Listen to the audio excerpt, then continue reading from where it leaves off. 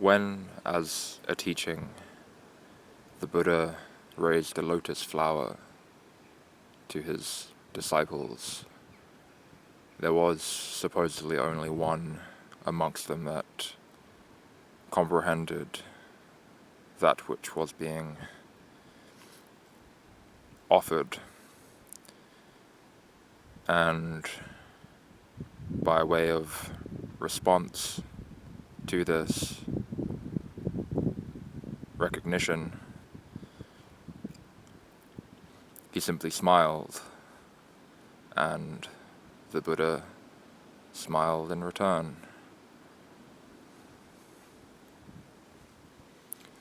And this is supposedly how the Zen tradition first began. And this process of wordless transmission of the Dharma, the truth that the Buddha taught,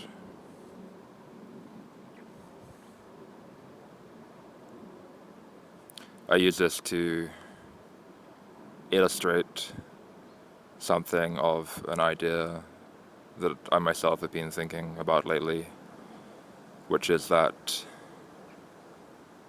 so much of what constitutes spiritual teaching, spiritual for lack of a better word, I don't particularly like it as it has way too many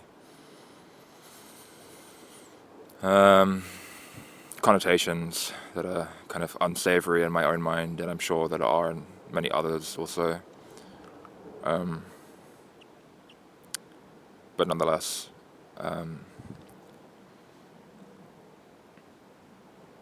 largely what seems to constitute spiritual teachings is this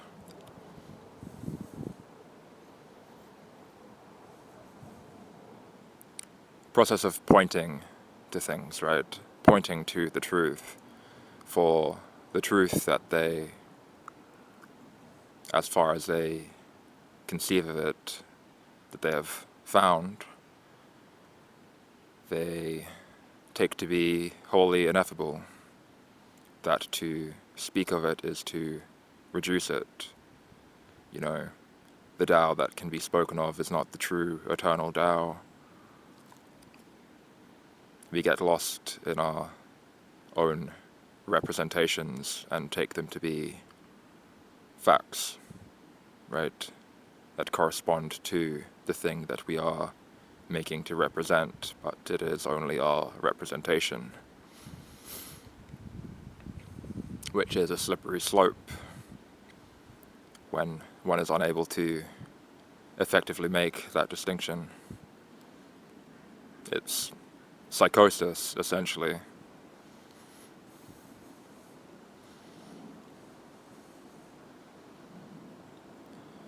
But yet,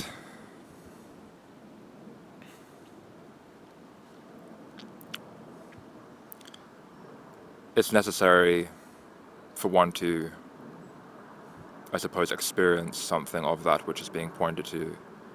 Otherwise, all that will ever be seen is the pointer itself.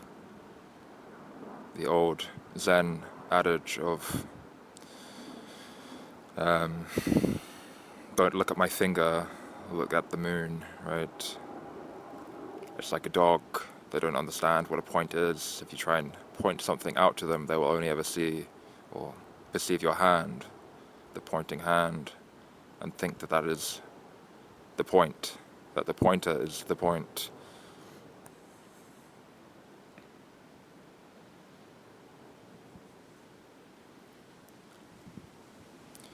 We also have to understand that science, anyhow, at least states or suggests that something like 90% or upward of communication is nonverbal in nature. So words themselves are fairly lacking. They don't take one particularly far.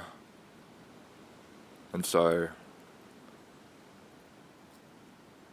we must make perhaps a habit of endeavoring to see always beyond the words. What do the words seek to circumscribe? What is the undertone of the words?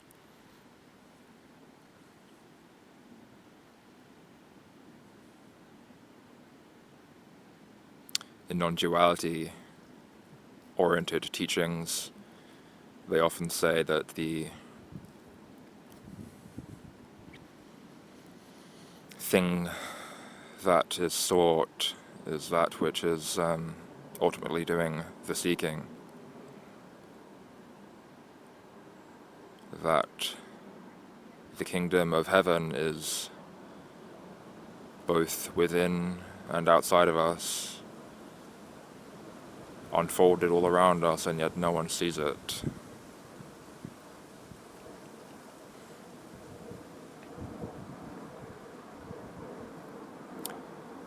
Language itself also seems to, by its very nature, force one into a linear style of thinking. It wholly constricts that which one is able to perceive as a result of such. For if one analyzes their own internal thought processes separate to language, if one is able to do so, as I understand it, a great many people, people's thought processes are purely verbal in nature. But nonetheless, the same may apply, that there are multiple streams of thought, of ideas that are occurring simultaneously. And yet, in seeking to express those ideas, which would be, I suggest, a more true representation of reality, of the immediacy of experience, we are forced to walk down a single solitary track to constrict all of that multiplicity of sensations and impressions into a single coherent one that the moment it is uttered is not true, really, in any way whatsoever.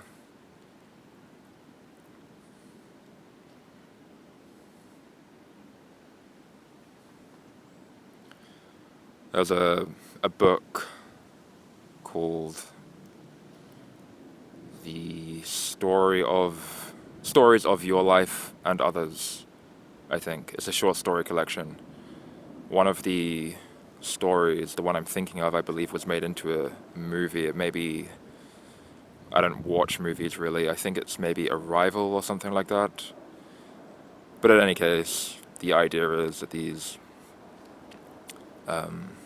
extraterrestrials, the way in which they have a manner of speech, a language which is non-linear in nature, and so their interpretation of reality is also non-linear. The past, present, and future are then revealed to them to be occurring simultaneously. I'm not sure if that's conveyed to the same extent in the film or not, but that's the case in the story anyhow.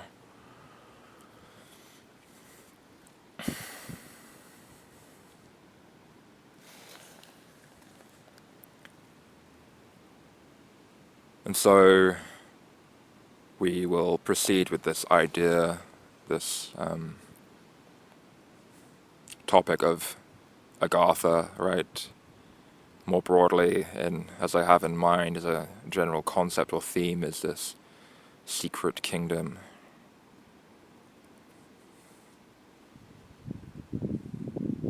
as I've already, touched on in my little preamble, most people will see this idea of agartha and interpret it as being simply what it's stated to be in the mythos, right? That it is this underground civilization, that the earth is hollow and there are peoples inhabiting it. But when one sort of corroborates this idea with their own experiences and other writings, spiritual texts specifically, I'm thinking of spiritual teachings, it begins to become clear that it may be something more of an allegory. This general impression is more pronounced when one considers the Tibetan idea of Shambhala, which is, generally incorporated into the Agartha mythos as being but one city within this underground civilization, within the hollow earth. But as by virtue of the fact that it's the Shambhala idea is sort of contained within this package of religion or spirituality, it's more obvious that that's what it is. That it is an allegory for this internal place, a place that one can find within themselves, a place of bliss and harmony, tranquility, that is in stark contrast to anything that may or may not occur in the external world.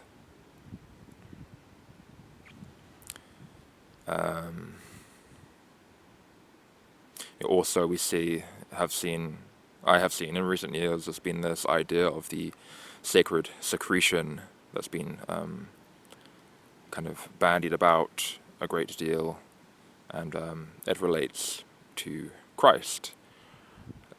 Basically, the idea is that Christ is a kind of oil or fluid that is excreted from a specific region of the brain and descends through the spinal column, and then if one lives a pure life, as people will say, this fluid will begin to once more ascend through the 33 vertebrae columns of the spine, and along its way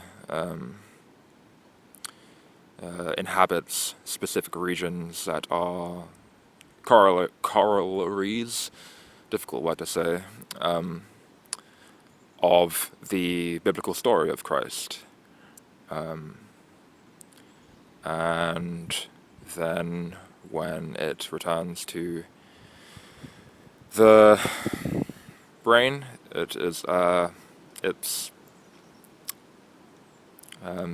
effects of it, or its potency of this oil, of this secretion, is increased, and one reaches a state of bliss, enlightenment, tranquility, so on and so forth.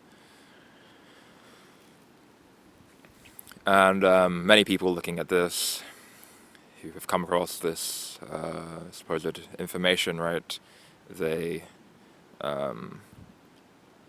Christians, moreover, right, will begin to maybe begin to doubt for perhaps the first time whether or not Christ is in fact a historical person or not, whether this phenomena of the sacred secretion is what was really being pointed to in the Bible, that there never was a Christ, that this is the Christ, and that Christ is within them, They need only realize it and exercise this internal power. But the same as with agartha, as I'm putting forth here, is that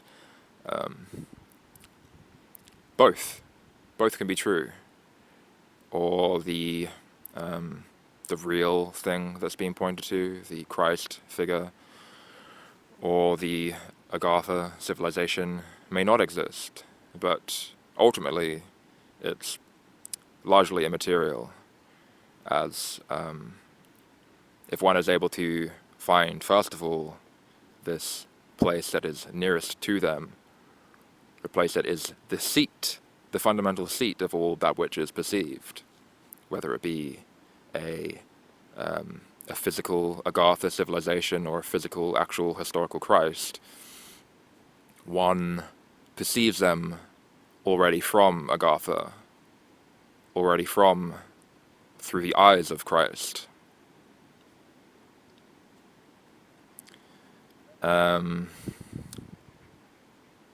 Yeah, and it's in many ways very clear that even just looking at the mythos of agartha, certain line that always struck me in the writings about it was that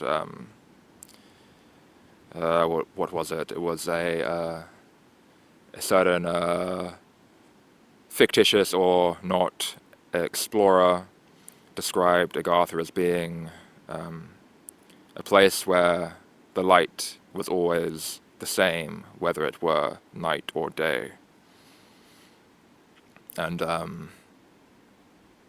think many of you may very well be able to see the parallels of that to something you may have experienced in your own internal experience.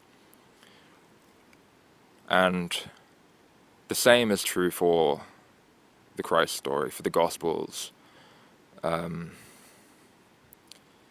So much of what is said there follows, it strikes a very similar tone, right? And even certain places, right, that are, and people, places in particular that historically have been wholly unverified as existing, but yet have in translation, have a symbolic meaning, very clear symbolic meaning, same as with specific peoples that are featured within the Gospels. The same thing applies. There's a symbolic meaning to their name, which has is of spiritual significance. And when it's begun to be read in this way, the whole thing very quickly reveals itself to be more so of a dramatization of internal events entirely,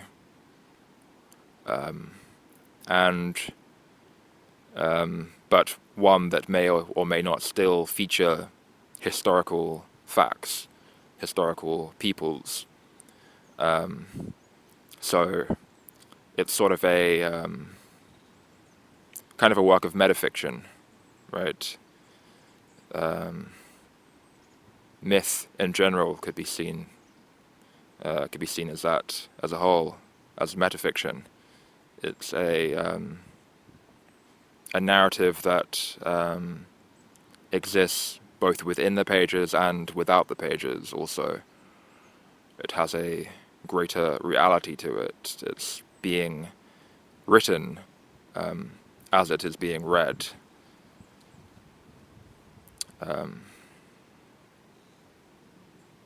Yeah, maybe if you've read some of those choose your own adventure stories, or House of Leaves, or S, or what else? infinite jest to some degree. Yeah, that's some examples of metafiction. But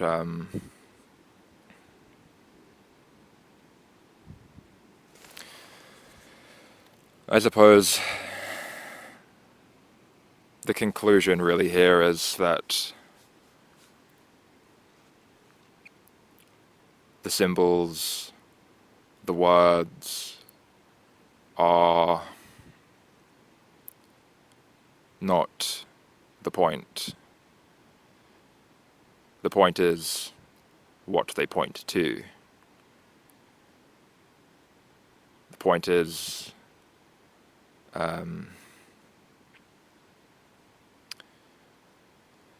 perhaps to regard the words and the symbols as a mirror.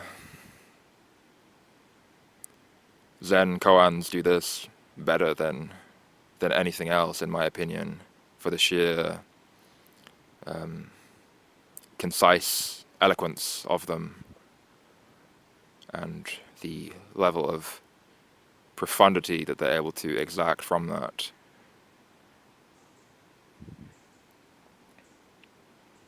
It basically shuts down one's thought processes, one's logical mind, and one is offered with a flash of pure reality. The inner becomes the outer becomes the inner, and one enters the kingdom of heaven.